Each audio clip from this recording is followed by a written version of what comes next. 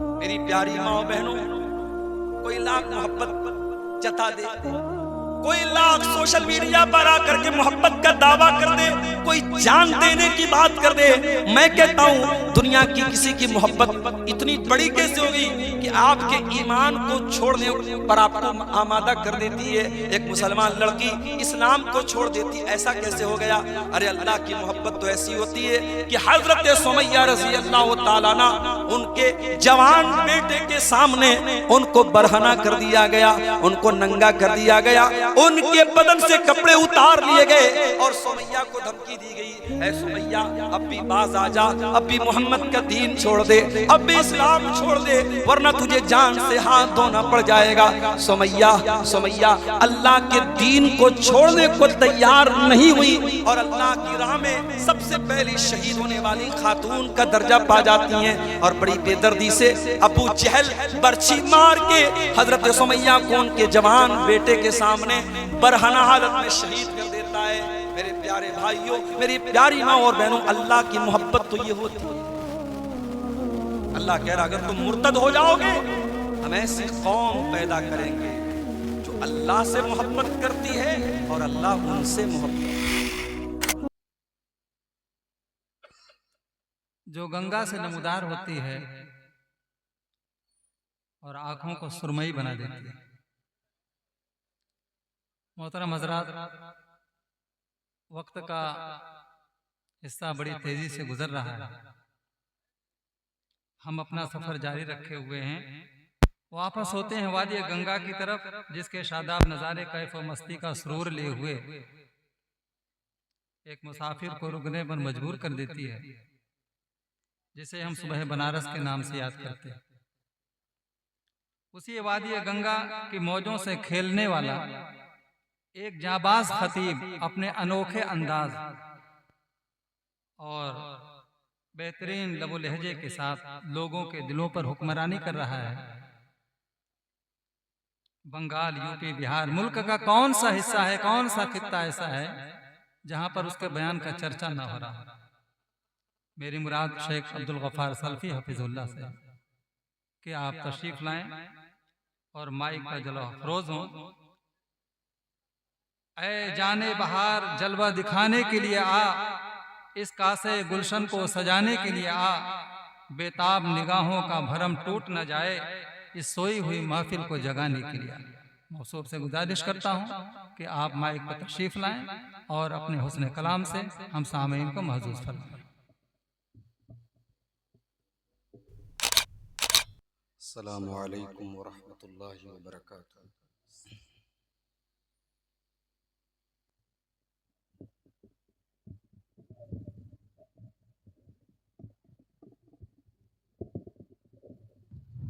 आपका वक्त 1 घंटा है।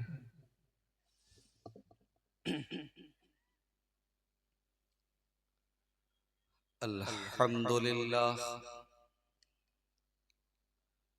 नहमदुहु व नस्तईनुहु व नस्तगफिरुहु व नऊज़ु बिल्लाहि मिन शुरूरि अनफुसिना व मिन सय्यिआति अअमालिना। मन यहदिहिल्लाहु फला मुदिल्ल लहु व मन युद्लिल फला हादिय लहु। वअशहदु अल्ला इलाहा इल्लल्लाहु वहदहु ला शरीक लहु वअशहदु अन्न मुहम्मदन अब्दुहु व रसूलुहु। या अय्युहल्लज़ीना आमनुत्तक़ुल्लाहा हक़्क़ तुक़ातिही व ला तमूतुन्न इल्ला व अंतुम मुस्लिमून। या अय्युहन्नासुत्तक़ू रब्बकुमुल्लज़ी ख़लक़कुम मिन नफ्सिन वाहिदह व ख़लक़ मिन्हा ज़ौजहा व बत्त मिन्हुमा रिजालन कसीरन व निसाअ वत्तक़ुल्लाहल्लज़ी तसाअलून बिही वल अरहाम इन्नल्लाहा काना अलैकुम रक़ीबा। या अय्युहल्लज़ीना आमनुत्तक़ुल्लाहा व क़ूलू क़ौलन सदीदा युस्लिह लकुम अमालकुम व यगफिर लकुम ज़ुनूबकुम व मन युतिइल्लाह व रसूलहु फ़क़द फ़ाज़ फ़ौज़न अज़ीमा। अम्मा बाद फ़इन्न खैरल हदीस किताबुल्लाह व खैरल हदी हदी मुहम्मदिन सल्लल्लाहु अलैहि वसल्लम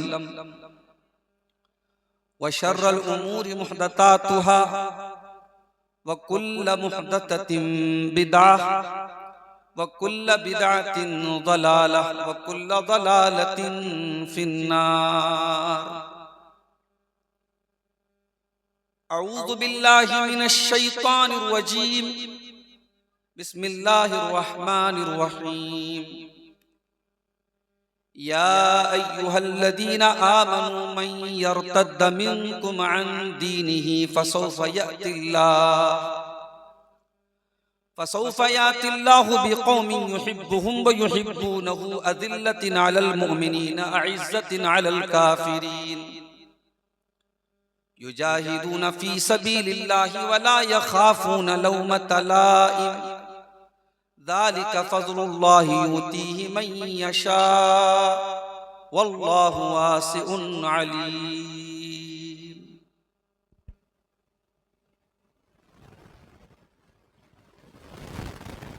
पहले चाहत फिर निगाहों से उतारी जाओगी, पहले चाहत फिर निगाहों से उतारी जाओगी, आबरू भी जाएगी और तुम भी मारी जाओगी। तुम फिरोगी दर बदर रुसवाई और जिल्लत के साथ, बेटी जो जब छोड़कर निस्बत हमारी जाओगी। ये तो एक साजिश है वरना तुम नहीं उनको कबूल, कल वही नफरत करेंगे आज प्यारी जाओगी। जिस घड़ी दिल भर गया कोठे पे बेचेंगे तुम्हें, दाग लेकर होगी वापस और कुंवारी जाओगी। जिसके दम पे घर से निकली कल वो जब देगा फरेब, सोच लो किस समत फिर तुम पांव भारी जाओगी। इज्जतो अजमत गंवा कर मुंह दिखाओगी किसे, करते करते दुनिया से तुम आहोजारी जाओगी। उतरेगा थोड़े दिनों में जब जवानी का नशा, जुल्म की आगोश में तब बारी बारी जाओगी। कोई मजहब दे न पाएगा तुम्हें ऐसा हिसार, छोड़कर इस्लाम की जब पासदारी जाओगी। प्यारी बहनों इफ्फतो शर्मो हया अपनाओ तुम, देखना फिर नूर हक से तुम निखारी जाओगी। आह दोज़ख को खरीदा तुमने ईमान बेच कर, आह अब रोज़े जज़ा तुम बन के नारी जाओगी। रोती है चश्मे फरीदी देख कर अंजाम बद, गर न संभलोगी तो लेने सिर्फ खारी जाओगी। पहले चाहत फिर निगाहों से उतारी जाओगी, आबरू भी जाएगी और तुम बीमारी जाओगी। सदर मुहतरम, उलमाए किराम, मुहतरम बुजुर्गों, नौजवान साथियों, माओ और बहनों, प्यारे बच्चों, बेनीपुर का ये सालाना प्रोग्राम एक मर्तबा फिर आज बतारीख 21 अक्टूबर बरोज मंगल मुनक़िद हुआ और हमारी जमात के बड़े मुमताज खुतबा शेख सरफराज फैजी हफिज़हुल्लाह हमारे बड़े अजीज दोस्त हैं, मुंबई से तशरीफ लाए हुए हैं। उनका भी खिताब भी आपको सुनना है। शेख अबुल कलाम सलफी झारखंड से तशरीफ लाए हैं, वो भी आपके सामने खिताब करेंगे। मैं आपका इसी शहर का एक मकामी खतीब होने की हैसियत से आपके सामने हाजिर हुआ हूँ और बहुत ही अहम और हसास मौजू पर आज कुछ बातें आपके सामने रखना चाहता हूँ। मेरे भाइयों, अल्लाह ताला ने इस दुनिया में हमें और आपको बहुत सारी नेमतों से नवाजा है। अल्लाह की नेमतों को हम गिन नहीं सकते, शुमार नहीं कर सकते। व इन तउद्दू निअमतल्लाहि ला तुहसूहा, अल्लाह की नेमतों को तुम गिन नहीं सकते। लेकिन अगर ये पूछा जाए कि अल्लाह की नेमतों में सबसे बड़ी नेमत क्या है, अल्लाह की कौन सी ऐसी नेमत है कि उस नेमत का कोई मुतबादिल नहीं है, कोई अल्टरनेट नहीं है, उस नेमत की जगह कोई और नहीं ले सकता, तो वो नेमत है ईमान की नेमत, वो नेमत है दीन की नेमत। क्या ये कम बड़ी बात है? दुनिया के करोड़ों इंसानों में अल्लाह ने हमें और आपको चुना है, हम अल्लाह की इबादत करें। हमारा नारा है, हमारी जुबान से पांचों टाइम की नमाज में कम से कम 17 बार ये जुमला निकलता है, इय्याका नअबुदु व इय्याका नस्तईन। ऐ अल्लाह, हमारा माबूद अगर कोई है तो तू है, हमारा मुश्किल कुशा अगर कोई है तो तू है। हम किसी के आगे सर झुकाते हैं तो अल्लाह तेरे आगे सर झुकाते हैं। ऐ अल्लाह, हम उन लोगों में से नहीं है जो मखलूक की इबादत करें, जो क्रिएशन की इबादत करें। ऐ अल्लाह, हम तेरी इबादत करते हैं, हम क्रिएटर की, खालिक की इबादत करते हैं। ये तौहीद की दौलत, ये ईमान की दौलत इतनी बड़ी दौलत है कि मरते दम तक अल्लाह इसकी हिफाजत करने का हुक्म देता है। सूरह आले इमरान की वो आयत तो हर खुतबे में आप सुनते हैं, अल्लाह के प्यारे नबी सल्लल्लाहु अलैहि वसल्लम हर खुतबे में पढ़ते थे, या अय्युहल्लज़ीना आमनुत्तकुल्लाहा हक्का तुकातिह व ला तमूतुन्ना इल्ला व अंतुम मुस्लिमून। ऐ ईमान वालो, अल्लाह से डरो जैसा डरने का हक है, और तुम्हें मौत न आए मगर इस्लाम की हालत में। यूसुफ अलैहिस्सलाम मिस्र के बादशाह बन चुके हैं। 11 भाई सजदा कर रहे हैं उनके आगे, उनके ताजीम में, उनके सम्मान में। उनके माँ बाप भी उनके आगे सजदा कर रहे हैं।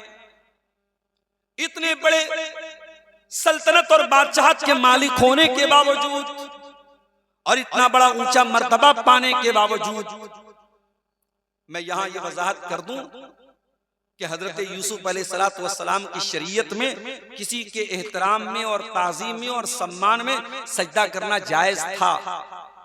हमारी शरीयत में ताज़ीम और एहतराम में भी किसी के आगे सजदा करना जायज नहीं है। वो अन्नल मसाजिद लिल्लाहि फला तदउ मअल्लाहि अहदा, कुरान की 29वें पारे की आयत है। सजदा अगर किसी के लिए जायज है तो सिर्फ अल्लाह के लिए जायज है। तो यूसुफ अलैहिस्सलाम इतना बड़ा मकाम और मर्तबा पाने के बावजूद क्या दुआ करते हैं?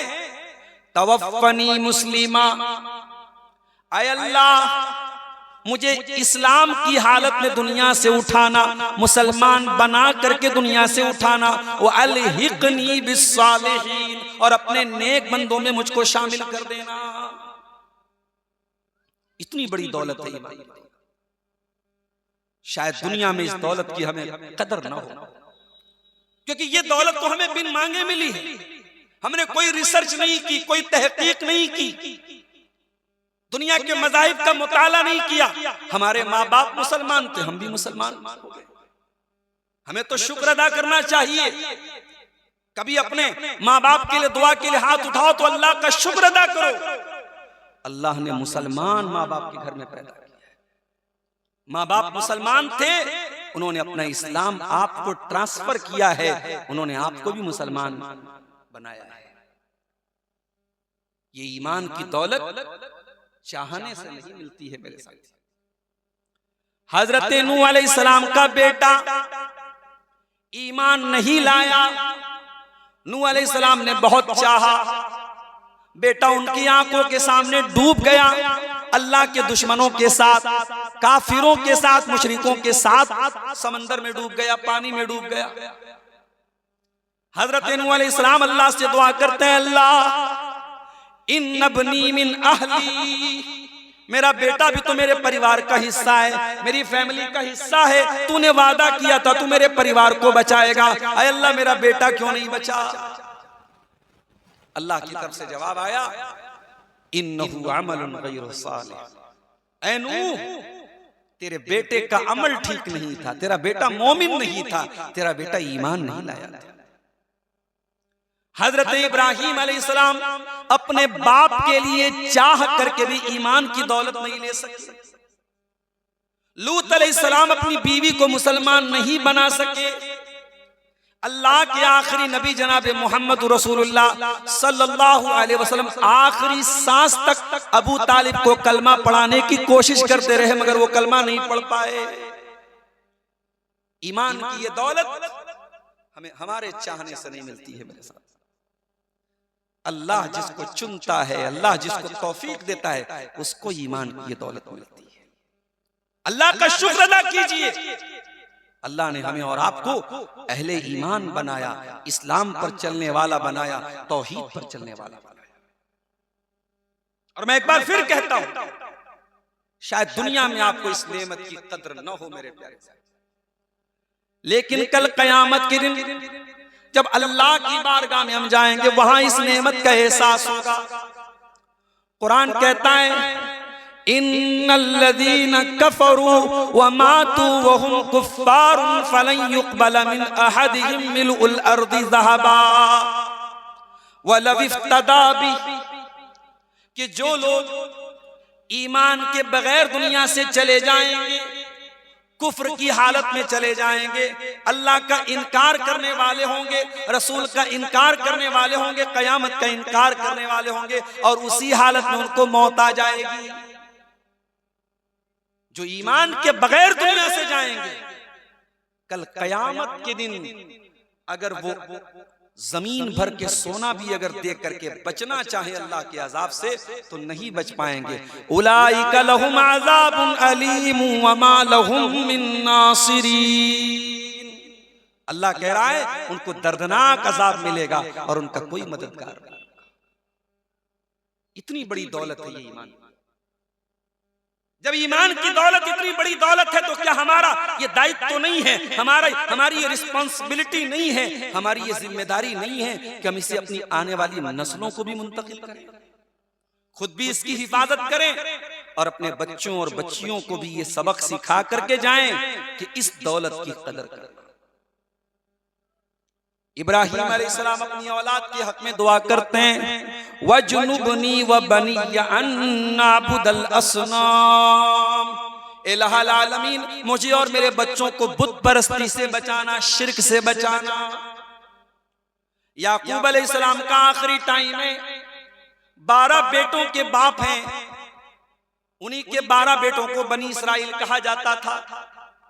कुरान कहता है, अम कुंतुम शुहदा इज़ हज़र याकूबल मौत इज़ क़ाल लिबनीहि मा ताबुदून मिन बादी। याद करो, जब याकूब का आखिरी टाइम आया तो उन्होंने अपने 12 बेटों से ये नहीं पूछा जमीन का क्या करोगे, जायदाद का क्या करोगे, घर का बंटवारा कैसे करोगे, सोना का बंटवारा कैसे करोगे, चांदी का बंटवारा, ये नहीं कहा उन्होंने एक ही क्वेश्चन किया, एक ही सवाल किया अपने बच्चों से, माता बुदून मिन बादी, ऐ मेरे बच्चों तुम मेरे बाद किसकी इबादत करोगे। सारे बच्चों ने बैक जुबान कहा, कालू नाबुदु इलाहका व इलाह आबाइका इब्राहीम व इस्माईल व इसहाक इलाहन वाहिदा। अब्बा जान आप चिंता न करें, आप फिक्र न करें, हम उसी अल्लाह की इबादत करेंगे जिसकी इबादत आप करते हैं, जिसकी इबादत हमारे बाप दादा इब्राहीम करते थे, इस्माईल करते थे, इसहाक करते थे, हम उसी के करते।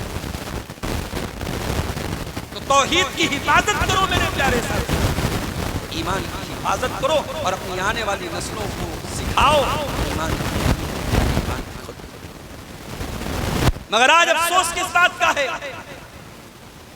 कोई ऐसा शहर नहीं, कोई ऐसा कस्बा नहीं, हिंदुस्तान का कोई ऐसा सूबा नहीं जहां से हमारी कौम के नौजवान लड़कों और लड़कियों के मुर्तद होने की खबरें ना।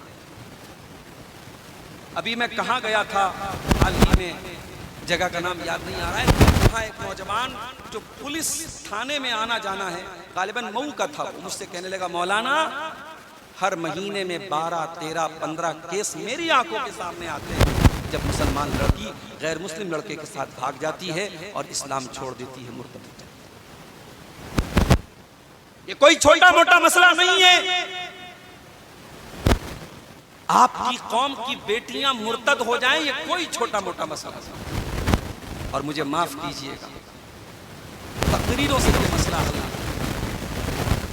ये प्रोग्रामों से ये मसला हल नहीं होगा, आपको अमली इक़दाम करना पड़ेगा। और मैं अभी आगे चल के बताऊंगा कि हमें क्या करना पड़ेगा।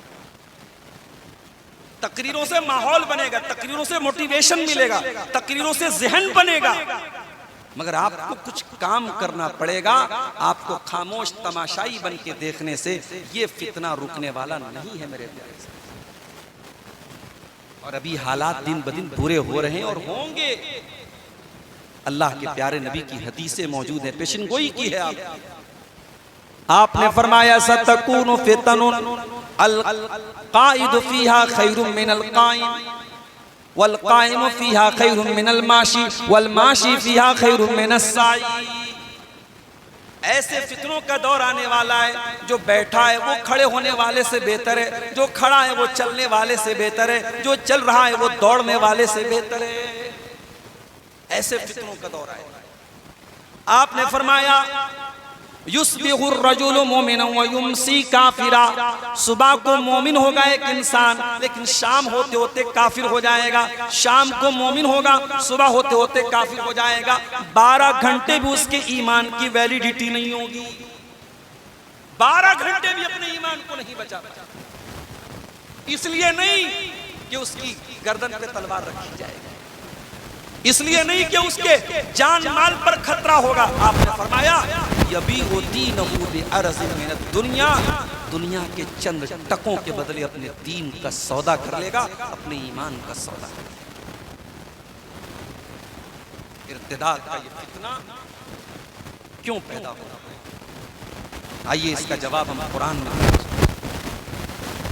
सूरह मायदा की 54 नंबर की आयत मैंने आपके सामने पढ़ी थी खुतबे मसनूना के बाद। गौर कीजिएगा तो इसी आयत में अल्लाह ताला ने इर्तिदाद की वजह भी बता दी और इर्तिदाद का हल भी बता दिया। या अय्युहल्लज़ीना आमनू, ऐ ईमान वालो, मन यर्तद्द मिनकुम अन दीनिही, तुम में से जो इस्लाम को छोड़ करके मुर्तद हो जाए, पलट जाए, फसौफ यातिल्लाहु बिकौमिन, तो अल्लाह ताला को कोई फर्क पड़ने वाला नहीं है। सारी दुनिया अगर मुर्तद हो जाए, सारी दुनिया के जितने अहले ईमान है अगर सब के सब काफिर हो जाएं, मुशरिक हो जाएं, एक इंसान भी अल्लाह के आगे सजदा करने वाला न हो, अल्लाह की हुकूमत में तब भी कोई बढ़ोतरी और कमी होने वाली नहीं है, अल्लाह की शान में कोई कमी आने वाली नहीं है। अल्लाह का कोई थोड़ी बिगाड़ पाए। कोई मुर्तद हो रहा है, कोई इस्लाम जैसी नेमत को पाने के बाद, कोई खुशबू लेने के बाद अपने चेहरे पर गंदगी को पोत ले, गंदगी को पोत ले, नापाकी को पोत ले, तो वो अपना नुकसान करेगा। खुशबू का कोई कसूर नहीं है, अल्लाह का कोई कुछ नहीं बिगाड़ पाए। जंगे ओहद में अफवाह उड़ गई, अल्लाह के प्यारे नबी सल्लल्लाहु अलैहि वसल्लम कत्ल कर दिए गए, ये अफवाह उड़ गई। हजरत मुसअब बिन उमैर की शक्ल अल्लाह के रसूल से बहुत मिलती जुलती थी। मुसअब बिन उमैर कत्ल हुए, शहीद हुए, तो इब्न कमिया ने अफवाह उड़ा दी, कत्ल तो मुहम्मदन, मैंने मोहम्मद सल्लल्लाहु अलैहि वसल्लम को कत्ल कर दिया। बाद सहाबे किराम ने अपनी तलवारों को जमीन पे फेंक और कहा कि जब अल्लाह के रसूल का इंतकाल हो गया और आपको कत्ल कर दिया गया, शहीद कर दिया गया, तो किसके लिए अब लड़े हम? अब हमारे लड़ने का क्या मतलब? उस मौके पर अल्लाह ने कुरान की आयत नाज़िल और यही आयत थी जो अल्लाह के प्यारे रसूल सल्लल्लाहु अलैहि वसल्लम की वफात के बाद हजरत अबू बकर ने जो तारीखी खुतबा दिया था, उस खुतबे में यह आयत पढ़ी थी और सहाबा कहते हैं ऐसा लगा कि आज पहली बार इस आयत को वमा मुहम्मदुन इल्ला रसूलुन कद खलत मिन क़ब्लिहि रुसुल। मोहम्मद सल्लल्लाहु अलैहि वसल्लम तो अल्लाह के एक रसूल हैं, आपसे पहले भी दुनिया में रसूल आए हैं। अफ़ इम्माता औ कुतिला, अगर आपको मौत आ जाए या आप कत्ल कर दिए जाएं, इनक़लबतुम अला आक़ाबिकुम, तो क्या तुम अपनी एड़ियों के बल पलट जाओगे? क्या तुम मुर्तद हो जाओगे? वमन यनक़लिब अला अक़ीबैहि, और जो अपनी एड़ियों के बल पलट जाए, फ़लन यज़ुर्रल्लाह शैया, वो अल्लाह का कुछ भी नहीं बिगाड़। किसी के मुर्तद होने से अल्लाह को कोई फर्क नहीं। अल्लाह कह रहा अगर तुम मुर्तद हो गए तो कान खोल कर सुनो। फसौफ यातिल्लाहु बिक़ौमिन, ऐ ईमान वालों अगर तुम में से कोई मुर्तद हो गया तो अल्लाह ताला ऐसी कौम को लाएगा। गौर कर रहे हैं, एक आदमी मुर्तद हुआ है, अल्लाह कह रहा पूरी कौम को ले आए। एक आदमी मुर्तद होगा, अल्लाह पूरी कौम को रिप्लेस कर देगा, ईमान वाला बना देगा। तारीख में एक ऐसा दौर भी आया था, एक कौम आई थी जिसका नाम तातारी था। तातारियों ने मुसलमानों पर हमला किया। उस वक्त मुसलमानों का कैपिटल सिटी बगदाद था। बगदाद को खत्म कर दिया तातारी। दरियाए दजला का पानी मुसलमानों के खून से लाल हो गया। लाइब्रेरी की किताबों को जला दिया और उलमा ने लिखा है कि दरियाए दजला का पानी तीन दिन तक उन जली हुई किताबों से काला था। लाखों की तादाद में तातारियों ने मुसलमानों को कत्ल किया। लगा कि इस्लाम खत्म हो जाएगा, लगा कि मुसलमान दुनिया से खत्म हो जाएंगे। मगर फिर अल्लाह ताला ने उन्हीं तातारियों में से कुछ लोगों को ईमान की दौलत और फिर उन्होंने मुसलमान बन करके एक बेहतरीन तरीके से हुकूमत की। और अल्लामा इकबाल अपनी शायरी की ज़बान में कहते हैं, है आया फितने तातार के अफसाने से, पासमां मिल गए काबे को सनम खाने। अल्लाह ताला अपने काबे की हिफाजत सनम खाने के पासमानों के जरिए भी कर सकता है। इन्नल्लाह अला कुल्लि शैइन क़दीर। अल्लाह कह रहा है ईमान वालों अगर तुम मुर्तद हो जाओगे, अल्लाह ऐसी कौम को ले आएगा, युहिब्बुहुम व युहिब्बूनहु, जिनसे अल्लाह मोहब्बत करेगा और वो अल्लाह से मोहब्बत करेंगे। पता ये चला कि मुर्तद होने की सबसे पहली वजह क्या है? आज दिलों में अल्लाह की मोहब्बत अपने बच्चों को सिखाना हमने बंद कर दिया। माल की मोहब्बत है, औलाद की मोहब्बत है, जमीन और जायदाद की मोहब्बत है, दुनिया की मोहब्बत है। हमने अपने बच्चों को अल्लाह की मोहब्बत तो पढ़ाई ही नहीं सिखाई, जबकि अल्लाह की मोहब्बत इस रूए जमीन पर सबसे ज्यादा हमारे दिल में अल्लाह की मोहब्बत होनी चाहिए। कुरान के दूसरे पारे में अल्लाह फरमाता है, व मिनन नासी मन यत्तखिज़ु मिन दूनिल्लाहि अंदादन युहिब्बूनहुम कहुब्बिल्लाह। कुछ लोग ऐसे भी हैं जो अल्लाह के बराबर दूसरों को बना लेते हैं। जैसी मोहब्बत अल्लाह से करनी चाहिए वैसी मोहब्बत वो गैरुल्लाह से करते हैं। वल्लज़ीना आमनू अशद्दु हुब्बन लिल्लाह। जबकि ईमान वाले सबसे ज्यादा अगर किसी से मोहब्बत करते हैं तो अल्लाह से करते हैं।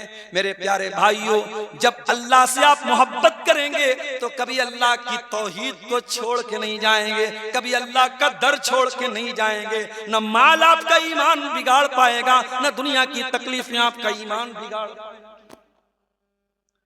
अल्लाह की मोहब्बत क्या होती है?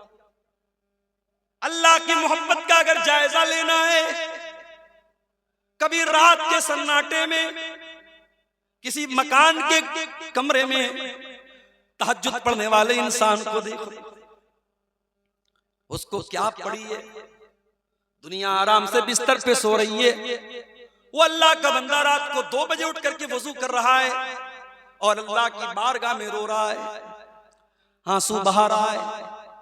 वो कौन सी चीज है जिसने उसको बिस्तर छोड़ने पर मजबूर कर दिया? ये अल्लाह की मोहब्बत है। इसीलिए कुरान कहता है ततजाफा जुनूबुहुम अनिल मज़ाजि'i यदऊन रब्बहुम खौफन व तमा। मेरे कुछ बंदे ऐसे भी होते हैं जो रात के सन्नाटों में अपना बिस्तर छोड़ के अल्लाह की बारगाह में दुआएं करते रहते हैं, अल्लाह की बारगाह में रोते रहते हैं, अल्लाह की जन्नत की उम्मीद लगाए रहते हैं और अल्लाह के अजाब से डरा करते हैं। अल्लाह और उसके रसूल की मोहब्बत अगर समझना है, सहाबा से सीख लो मेरे भाई।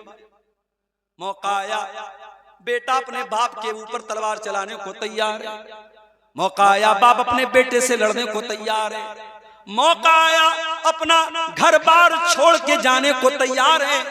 हजरत सुहैब रूमी को देखो, जब मक्का से हिजरत करके मदीना जाने लगे, सारा माल अपने साथ लेकर के जाने लगे। मक्का के काफिरों ने कहा, ऐ सुहैब कहां जा रहे हो? कहा यस्रिब जा रहा हूं, मदीना जा रहा हूं, अपने नबी के पास जा रहा हूं। कहा ऐ सुहैब, ये सारा माल तो तुमने हमारे बीच में रह के कमाया है, ये माल लेके तुम कैसे जा सकते हो? कहा फिर क्या करोगे? कहा तुम्हें मदीना जाना है तो जाओ, लेकिन अपना माल हमें देके जाना पड़ेगा। हम तो अल्लाह की राह में चंद पैसे देने को तैयार नहीं, हम तो अल्लाह की राह में थोड़ी सी कुर्बानी देने को तैयार नहीं है। सुहैब रूमी रजी अल्लाह ताला अन्हु ने बिना सोचे समझे अपनी सारी जिंदगी की कमाई को उन मक्का के काफिरों के हवाले कर दिया और खाली हाथ मक्का से मदीना पहुंचे। और जब अल्लाह के नबी से मुलाकात हुई, नबी ने बिना कुछ कहे गले लगाया और गले लगा करके फरमाया, रबी तलबैया, रबी तलबैया, ऐ सुहैब तूने फायदे का सौदा किया है, तूने मुनाफे का सौदा किया है। ऐ सुहैब तुझे कोई घाटा नहीं हुआ, तुझे कोई खसारा नहीं। अल्लाह की मोहब्बत इसको कहते हैं मेरे साथ। मेरी प्यारी माँ बहनों, कोई लाख मोहब्बत जता दे, कोई लाख सोशल मीडिया पर आकर के मोहब्बत का दावा कर दे, कोई जान देने की बात कर दे, मैं कहता हूं दुनिया की किसी की मोहब्बत इतनी बड़ी कैसे होगी कि आपके ईमान को छोड़ने पर आपको आमादा कर देती है। एक मुसलमान लड़की इस्लाम को छोड़ देती, ऐसा कैसे हो गया? अरे अल्लाह की मोहब्बत तो ऐसी होती है कि हजरत सुमैया रजी अल्लाह ताला अन्हा, उनके जवान बेटे के सामने उनको बरहना कर दिया गया, उनको नंगा कर दिया गया, उनके बदन से कपड़े उतार लिए गए और सुमैया को धमकी दी गई, ऐ सुमैया अब भी बाज आ जा, अब भी मोहम्मद का दीन छोड़ दे, अब भी इस्लाम छोड़ दे, वरना तुझे जान से हाथ धोना पड़ जाएगा। सुमैया सुमैया अल्लाह के दीन को छोड़ने को तैयार नहीं हुई और अल्लाह की राह में सबसे पहली शहीद होने वाली खातून का दर्जा पा जाती हैं। और बड़ी बेदर्दी से अबू जहल बर्छी मार के हजरत सुमैया को उनके जवान बेटे के सामने बरहना हालत में शहीद कर देता है। मेरे प्यारे भाइयों, मेरी प्यारी माँ और बहनों, अल्लाह की मोहब्बत तो ये होती है। अल्लाह कह रहा अगर तुम मुर्तद हो जाओगे, हम ऐसी कौम पैदा करेंगे जो अल्लाह से मोहब्बत करती है और अल्लाह उनसे मोहब्बत करता है। और अगला जुमला सुनिए, अज़िल्लतिन अलल मोमिनीना अइज़्ज़तिन अलल काफिरीन। जब तुम मुर्तद हो जाओगे, अल्लाह ऐसे लोगों को लाएगा जो ईमान वालों के सामने इतने नरम पड़ जाते हैं कि अपने आप को जलील कर लेते हैं। अल्लाह ने यहां नरमी के लिए जलील का लफ्ज इस्तेमाल किया, अज़िल्लतिन अलल मोमिनीन। यानी ईमान वालों के लिए आप इतने चाहने वाले हो जाएं, इतना प्यार लुटाने वाले हो जाएं, इतनी हमदर्दी लुटाने वाले हो जाएं कि कुरान कहता है कि आप जलील हो जाएं। कोई तकब्बुर ना हो, कोई अना ना हो, कोई गुरूर ना हो, कोई नाक शान ना हो। अपने ईमान वाले भाइयों के लिए आप इतने नरम बन जाएं, इज्जतिन अलल काफिरीन, और अल्लाह के दुश्मनों के लिए आप सख्त हो जाएं। इसी को शायर कहता है, हो हल्के यारा तो बरे शम की तरह नर्म, और रज़्म हक को बातिल हो तो फौलाद है। सहाबा को देखिए, आपस में कितने रहमदिल थे और जंग के मैदान में कितने जंगजू थे। ये कुरान ने उनकी पहचान बताई है। उलमा ने लिखा है, इस आयत की तफसीर में लिखा है सहाबा ने, मुफस्सिरीन ने, कि ये कुरान की आयत सहाबा पर सटीक बैठती है, सहाबा पर 100% सही बैठती है। अल्लाह ऐसी कौम को लाएगा जो अल्लाह से मोहब्बत करती है और अल्लाह उनसे मोहब्बत करता है, और वो मोमिनों पर बड़े नर्म हैं और अल्लाह के दुश्मनों पर बड़े सख्त। और अगला जुमला सुनिए, युजाहिदून फी सबीलिल्लाह, और ऐ ईमान वालों, अगर तुम मुर्तद हो गए तो अल्लाह ऐसे लोगों को लाएगा जो अल्लाह की राह में कुर्बानियां देंगे, जान की कुर्बानियां देंगे, माल की कुर्बानियां देंगे, ख्वाहिशात की कुर्बानियां देंगे। युजाहिदून फी सबीलिल्लाह, वल्लाह की राह के मुजाहिद होंगे।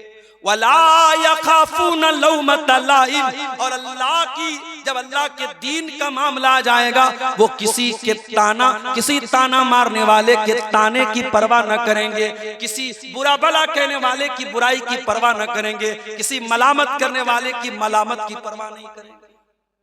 दीन का मामला आ जाए और आपको इस बात की चिंता हो कि लोग क्या कहेंगे, बेनीपुर वाले क्या कहेंगे, लोता वाले क्या कहेंगे, जनसा वाले, अगर ये चिंता है आपको तो आप दीनदार नहीं हैं। दीन का तकाजा ये है, अल्लाह की मोहब्बत का तकाजा ये है कि जो सही है, जो हक है, जो बरहक है, वो हमें करना है, चाहे सारी दुनिया मेरे खिलाफ हो जाए। वला यखाफून लौमत लाइम, वो किसी मलामत करने वाले की मलामत की परवाह नहीं करते। किसी कौन ताना मार रहा है, कौन बुरा मान रहा है, इसकी वो परवाह।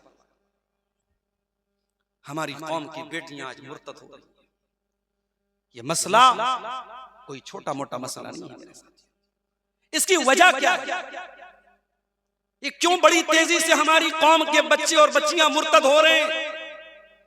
आइए जरा हम एनालिसिस करें, हम रिसर्च करें, हम जायजा लें कि वजह क्या है। सबसे पहली वजह, जब आप दीन से दूर होंगे तो जाहिर है कि दीन के साथ जब आपका अटैचमेंट नहीं है तो कोई कहीं भी आपको लेके जा सकता है। जब आपके दिल में ईमान के लिए कोई जगह ही नहीं है, दीन के लिए कोई जगह ही नहीं है, आपकी जवान बेटी दीन के नाम पर वो कभी कुछ सुनती नहीं, कुछ सीखती नहीं, कुछ जानती नहीं। आपके मुफ्तियों ने फतवा दे के रखा है औरत का मस्जिद में आना हराम है, ईदगाह में औरत का आना हराम है, मार्केट वो जाए, शॉपिंग करने वो जाए, घूमने वो जाए, मेले में वो जाए, ठेले में वो जाए, सारे जमाने में वो जाए, लेकिन जुमा की नमाज में और ईदैन में औरतों का जाना आपके मुफ्तियों ने हराम करके रखा है। तो आपने अपनी औरतों को दीन से दूर करके रखा है। दीन से जितना लगाव होगा, जितना जुड़ाव होगा, दीन की मोहब्बत उतनी ज्यादा दिल में जम जाएगी। हजरत अबू सुफियान रजी अल्लाह तआला ने जब मुसलमान नहीं हुए थे, इस्लाम के दुश्मन थे, तो वो एक मर्तबा शाम गए। शाम गए तो वहां का जो बादशाह था, रोमन एम्पायर का बादशाह था, हिरकल रूम का बादशाह, उसने अबू सुफियान को बुलाया और अल्लाह के नबी के बारे में एक इंटरव्यू लिया। हजरत अबू सुफियान ने कहा, उसने जो जो सवाल पूछा मैंने सही जवाब दिया। हालांकि उस जमाने में हमारी दुश्मनी चल रही थी, झगड़ा चल रहा था, मगर मैंने एक सवाल का जवाब भी गलत नहीं दिया। मैं ये नहीं चाहता था कि बाद में ये धब्बा लगे कि मैंने दुश्मनी में झूठ बोला था। उसने पूछा, अबू सुफियान ये बताओ कि मोहम्मद के मानने वाले सल्लल्लाहु अलैहि वसल्लम जब इस्लाम ले आते हैं तो क्या उनमें से कोई मुर्तद भी होता है? क्या उनमें से कोई इस्लाम को छोड़ भी देता है? हजरत अबू सुफियान ने कहा, अभी तक तो ऐसा कोई केस सामने नहीं आया। इस पर रूम के बादशाह ने, वो गैर मुस्लिम था लेकिन बहुत एक्सपीरियंस था, बहुत तजर्बेकार था, उसने कहा वकज़ालिकल ईमान, ऐ अबू सुफियान, ईमान का यही मामला है। जब ईमान की ताजगी दिल में चली जाती है, जब ईमान का मजा दिल में आ जाता है तो फिर दिल से निकलता नहीं है। इसका मतलब यह हुआ कि ईमान का मजा हमारे दिलों में चढ़ा ही नहीं है, ईमान का रंग हमारे ऊपर चढ़ा ही नहीं। अगर ईमान का रंग चढ़ जाए तो ये रंग जल्दी उतरने वाला नहीं है मेरे प्यारे साथी। हमारी कौम की बेटियां मुर्तद हो रही हैं, क्यों? एक बहुत बड़ी वजह को एजुकेशन। लड़की को आला तालीम दिलाने के लिए आपने कॉलेज में एडमिशन कराया, यूनिवर्सिटी में एडमिशन कराया, लड़की बीए करने गई, लड़की एमए करने गई, वहां लड़के भी पढ़ रहे हैं, लड़कियां भी पढ़ रही हैं, एक ही क्लास में साथ में बैठ रहे हैं, क्लास के बाद रेस्टोरेंट में बैठ करके चाय कॉफी पी रहे हैं, पार्क में बैठ करके गप्पे लड़ा रहे हैं। आपने मौका दिया है, आपने मौका दिया है। इस्लाम में इसकी इजाजत नहीं है मेरे प्यारे साहब। इस्लाम तो ये कहता है, अल्लाह के प्यारे नबी तो यहाँ तक फरमाते हैं, ला यख्लुवन्न रजुलुन बिइम्रातिन इल्ला वसालिसुहुम शैतान। दुनिया का कोई भी मर्द जब किसी अजनबी औरत के साथ अकेले में होता है तो वो दो नहीं होते, तीसरा शैतान होता है। चाहे वो मर्द अपने जमाने का सबसे बड़ा अल्लाह का वली हो और वो औरत अपने जमाने की सबसे नेक औरत हो, अगर एक अजनबी मर्द और एक अजनबी औरत अकेले में मिलेंगे तो कंफर्म बात है, गारंटीड बात है, सर्टिफाइड बात है कि वहां पे तीसरा शैतान जरूर होगा। ये मैं नहीं कह रहा हूं, ये अल्लाह के प्यारे नबी जनाब मोहम्मद रसूलुल्लाह सल्लल्लाहु अलैहि वसल्लम कह रहे हैं।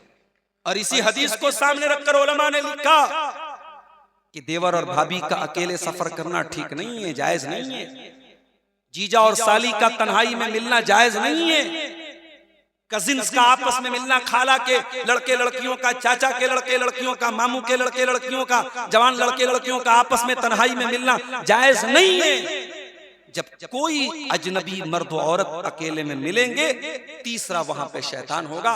आज ये को एजुकेशन, ये मखलूत तालीम, ये मर्द और औरत का साथ में पढ़ना, इसने भी हमारे समाज में इर्तिदाद की लहर को आगे बढ़ाया है। इर्तिदाद की एक बहुत बड़ी वजह टीवी और फिल्में और सीरियल हैं, जिसमें जानबूझ करके बड़ी प्लानिंग के साथ इस्लाम को और इस्लाम के अहकाम को नीचा दिखाया जाता है और मुशरिकाना कल्चर को और मुशरिकाना तहजीब को बढ़ावा दिया जाता है। कभी आपने गौर किया? कोई सीरियल आप देखिए, उस सीरियल में एक्स्ट्रा मैरिटल अफेयर को दिखा करके एक तरीके से उसे लाइसेंस दिया जा रहा है कि हाँ, शादीशुदा औरत भी किसी गैर के साथ ताल्लुक बना सकती है। उसमें बाकायदा गैर मुस्लिमों का कोई त्योहार आता है, उसे बहुत ज्यादा हाईलाइट करके मुसलमान औरतों और लड़कियों में उस त्योहार की और उस कल्चर की मोहब्बत भी डाली जाती है। मेरे अजीजों, ये सीरियल आप बड़े शौक से कहते हैं हमारे घर की औरतें फिल्में नहीं देखती, सीरियल देखती। ये सीरियल, ये स्लो पॉइजन है, ये धीमा जहर है जो आपके घरों को खोखला कर रहे हैं और आपकी कौम की बेटियों को मुर्तद बना रहे हैं। हमारी कौम की बच्चियां आज मुर्तद हो रही हैं, उसकी एक बहुत बड़ी वजह यह भी है हमारा दावती निजाम बहुत नाकिस है। हमारे बड़े बड़े जलसे होते हैं, कॉन्फ्रेंसें होती हैं, हम या तो औरतों के लिए इंतजाम नहीं करते, या अगर इंतजाम करते हैं तो हमारी औरतों की तादाद उसमें बहुत कम आती है। अल्हम्दुलिल्लाह हमारी जमाते अहले हदीस की अक्सर मसाजिद में जहां जुमा की नमाज होती है, कम से कम बनारस की हद तक मैंने देखा अक्सर मसाजिद में खवातीन का इंतजाम है।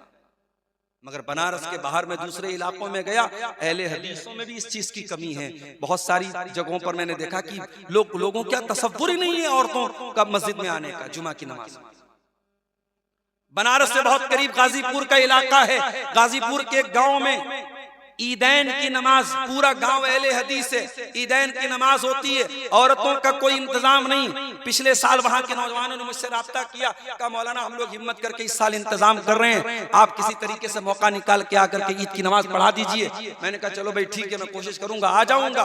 फिर आखिर में उनका फोन आया कि मौलाना साहब हमारे गाँव के बड़े बूढ़े तैयार नहीं है, हमारे गाँव के बुजुर्गों ने इजाजत नहीं दी और हमें सारा इंतजाम करके कैंसिल करना। क्या हो गया इस कौम को? इस कौम के बुजुर्गों को क्या हो गया? इस कौम के नौजवानों को क्या हो गया कि आप अपनी कौम की बच्चियों और बेटियों को ईदैन जैसे मुबारक इज्तिमा से भी रोक रहे हैं, मना कर रहे हैं। आप जलसे सुन रहे हैं, तकरीरें सुन रहे हैं, कोई लोहता से बेनीपुर में आया है, कोई कोटवा से आया है, कोई बजरढिया से आया है, कोई अलीपुरा से आया है। आपकी औरतें ना के बराबर आती, आसपास की औरतें आ जाए तो आ जाएं। अब वो जमाना चला गया कि जब बस भर के जलसों में औरतें आती थी, अब नहीं आ रही है, शौक नहीं है, दिलचस्पी नहीं, और आपने इंतजाम भी नहीं किया है। ये हमारा जो नाकिस, बड़ी माजरत के साथ हमारी जमात के जिम्मेदार अफराद यहाँ बैठे हैं, ये जमीयत के भी सोचने का काम है, ये जमात के सोचने का काम है। इस पर काम करने की जरूरत है कि अपनी बच्चियों को हम कैसे दीन से जोड़ें। हमारी कौम की बेटियां मुर्तद हो रही हैं। मैं अक्सर तकरीरों में एक बात कहता हूं, जिस लड़की को घर से प्यार नहीं मिलेगा वो इंस्टाग्राम पर प्यार तलाश करेगी, वो व्हाट्सएप पर प्यार तलाश करेगी, वो फेसबुक पर प्यार तलाश करेगी। उसे जहां प्यार और मोहब्बत से बातें करने वाला कोई मिलेगा वो लट्टू हो जाएगा। अपनी बेटियों को प्यार दो। भाइयों से कहना चाहता हूं, अपनी बहनों की जरूरतों का ख्याल रखो। मोबाइल में रिचार्ज करने के लिए उसे किसी गैर का सहारा न लेना पड़े, उसे अपनी जरूरतों के लिए किसी के चक्कर में न पड़ना पड़े। अपनी बहनों और अपने घर की बेटियों की छोटी मोटी जरूरतों का ख्याल रखो। बापों से कहना चाहूंगा, बेटियों को अपनाओ, उन्हें प्यार दो, उन्हें मोहब्बत दो। बेटियां जवान हो जाएं तो ये सोच मत बनाओ कि अब तो बेटी जवान होगी, अब तो पराई होगी। बेटी जवान हो गई तब भी वो आपकी बेटी है। उसके साथ ऐसा रिश्ता रखो कि बेटी अपने दिल की बात आपसे कह सके। अल्लाह के प्यारे नबी जनाब मोहम्मद रसूलुल्लाह सल्लल्लाहु अलैहि वसल्लम अपनी बेटियों से बहुत प्यार करते थे।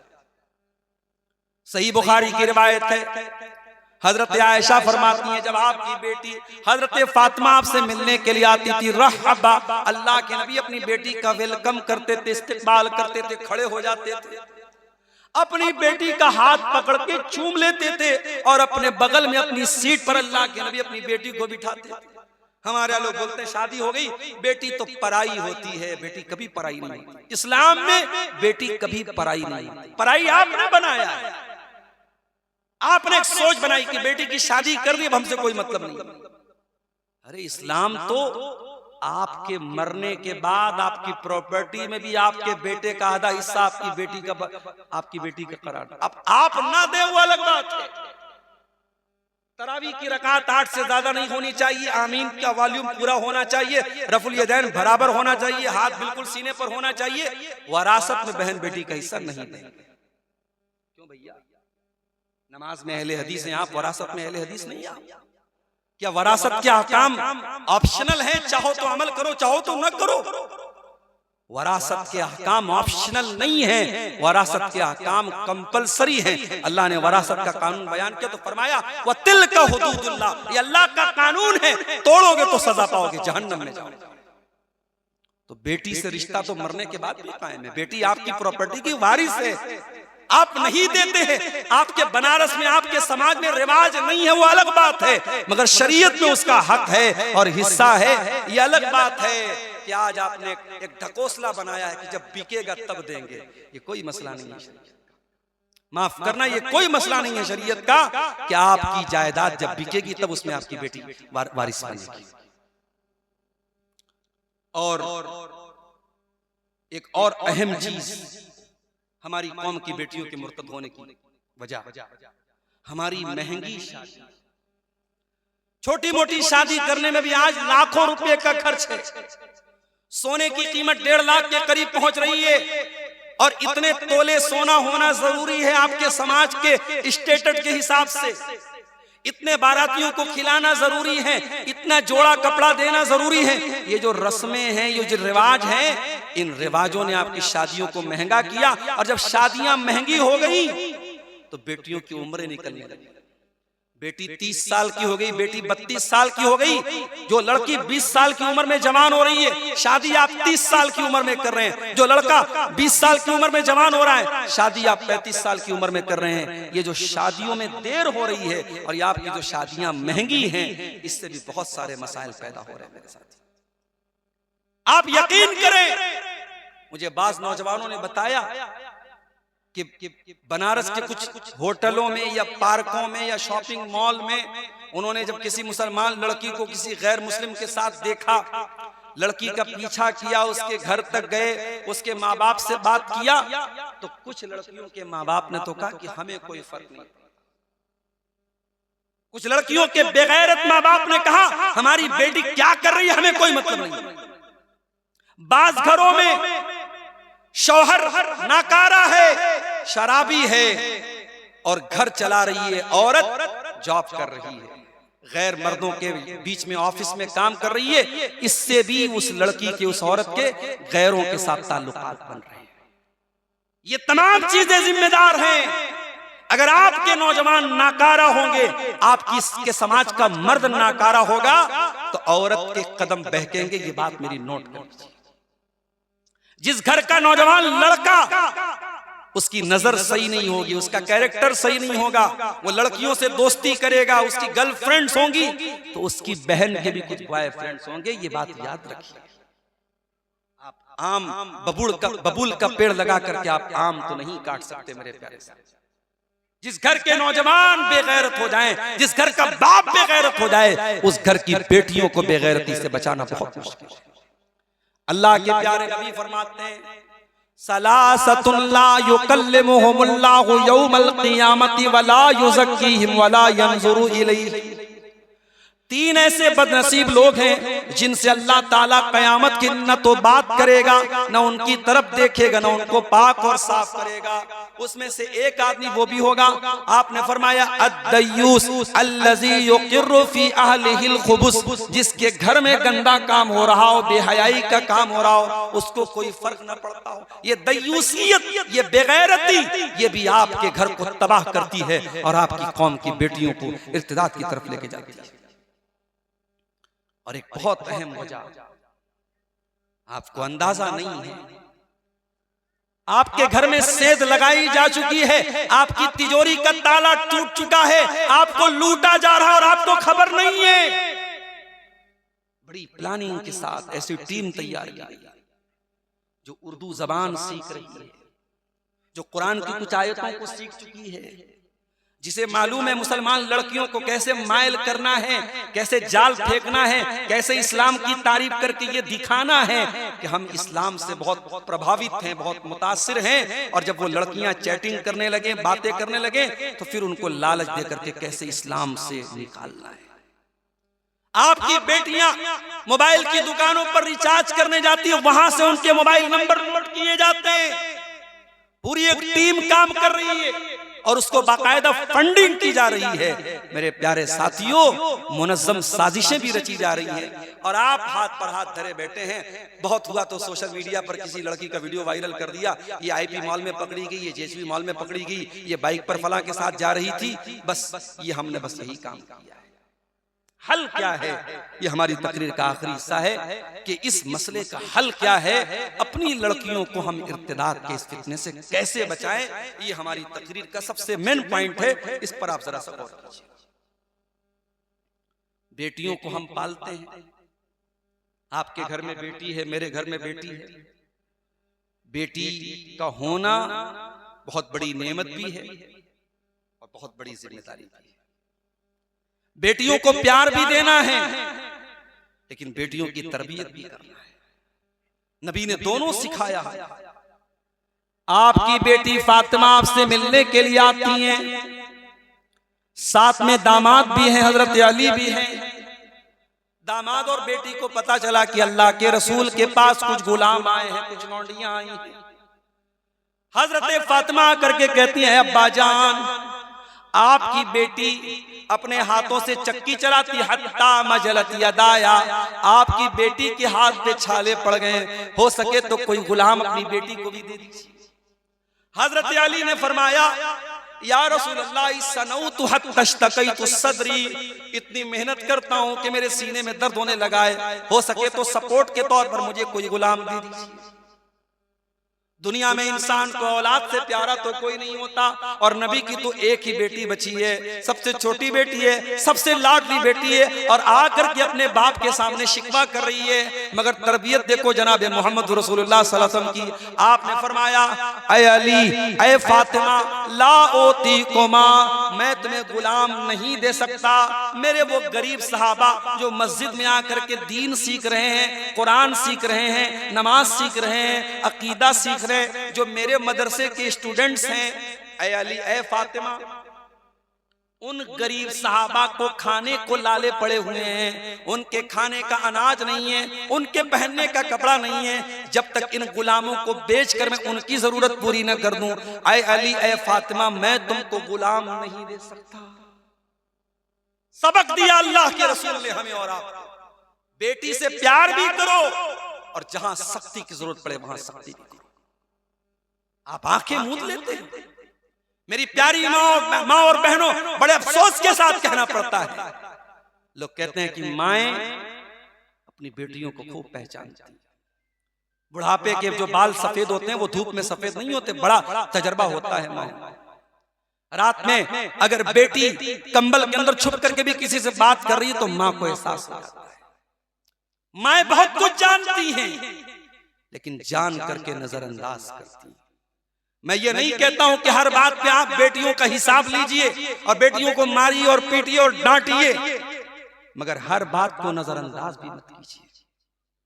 मोबाइल पर रिचार्ज कहां से हो गया, नया मोबाइल कहां से आ गया, नया पर्स कहां से आ गया, स्कूल की छुट्टी 4 बजे हुई, तू 6 बजे घर क्यों आई, शादी में सहेली के यहाँ गई, तूने वहां रात क्यों गुजारी।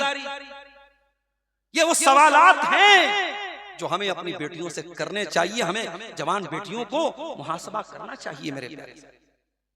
मगर हम तो साहब बेगैरत हो गए। बनारस के बड़े बड़े इंग्लिश मीडियम स्कूलों में एनुअल फंक्शन हो रहा है, मुसलमान की लड़की उस एनुअल फंक्शन में जाकर के डांस कर रही है, और उसकी माँ और बाप बड़े शौक से वीडियो बना रहे हैं और मोबाइल के स्टेटस में डाल रहे हैं, हमारी बिटिया कितना अच्छा डांस कर रही है। अगर लोग अपनी बेटियों के नाच और गाने पर फख्र करें तो ये चुल्लू भर पानी में डूब मरने की बात है मेरे साथ। अगर हमें अपनी कौम की बच्चियों को बचाना है इस इर्तिदाद के सैलाब से, तो पहला काम हमें करना पड़ेगा, बेटियों की तरबियत पर हमें बहुत चौकन्ना पड़ेगा।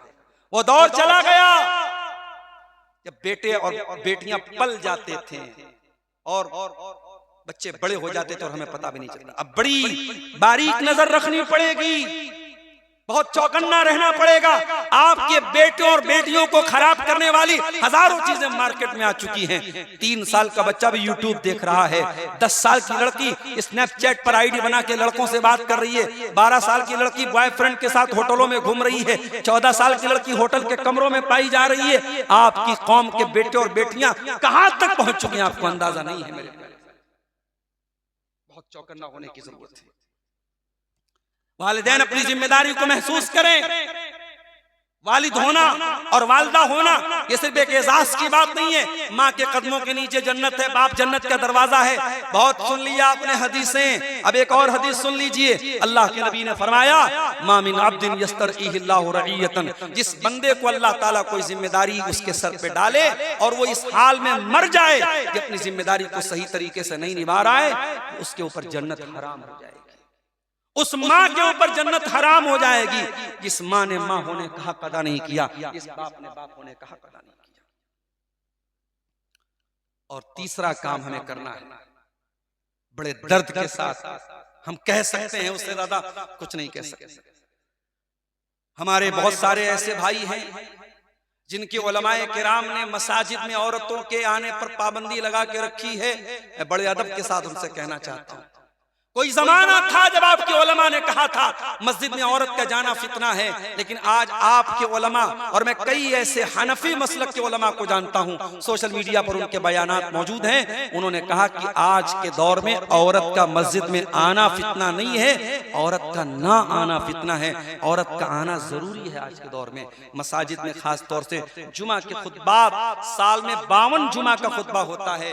अगर आपकी बहनें, आपकी बेटियां कोई तकरीर न सुने, कोई जलसे में न जाएं, फिर साल के 52 जुमा के खुतबे सुन लें, उनकी बहुत बड़ी दीनी तरबियत हो जाएगी। मसाजिद में जुमा की नमाज में औरतों के लिए इंतजाम करें। अहले हदीसों से कहना चाहूंगा, अपने इलाके की मस्जिदों में भेजिए अपने घर की औरतों को, लड़कियों को। हमारे यहाँ ये भी होता है, बूढ़ी अम्मा जा रही है, बहू नहीं जा रही है, बहू को खाना बनाना है, लड़की को मसाला पीसना है। भैया आप मसाला पहले पिसवा लो, खाना पहले बनवा लो, मगर लेके जाओ जुमा की नमाज में औरतों को, ईदैन की नमाज में लेके जाओ। हमारे यहाँ बनारस में शक्कर तालाब की ईदगाह में ईद की नमाज में औरतों की तादाद ज्यादा रहती है और बकरीद की नमाज में कम रहती है। मैंने पूछा कि भैया बकरीद की नमाज में क्यों तादाद कम रहती है, तो जवाब मिला कि औरतों को काम बहुत रहता है, मर्दों को तो आके खाली गोश्त खाना है, उनको तो मसाला पीसना है, अदरक लहसुन का पेस्ट बनाना है।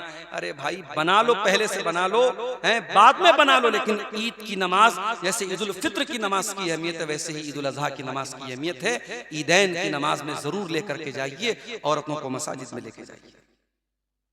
आजकल ये मसला भी पूछा जा रहा है, मौलवी साहब फलाने गैर मुस्लिमों के त्योहार की फला चीज खा सकते हैं कि नहीं?